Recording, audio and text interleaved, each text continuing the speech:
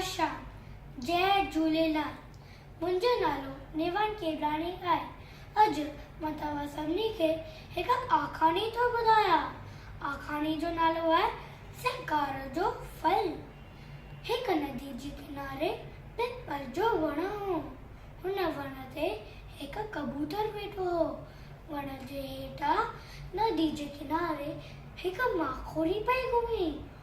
ओचितो छोली अचण सबबि उहा माखोड़ी पाणीअ में घिरजी वई ऐं गोता पे खाधई। माखोड़ी खे बुॾनि ॾिसी कबूतर झटपट हिकु पन पटे नदीअ में करी फिटो कयो।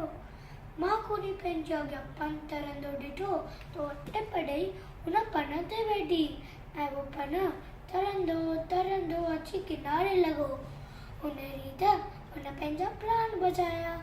उहा मन ई मन में कबूतर जा लख थोरा मञण लॻी।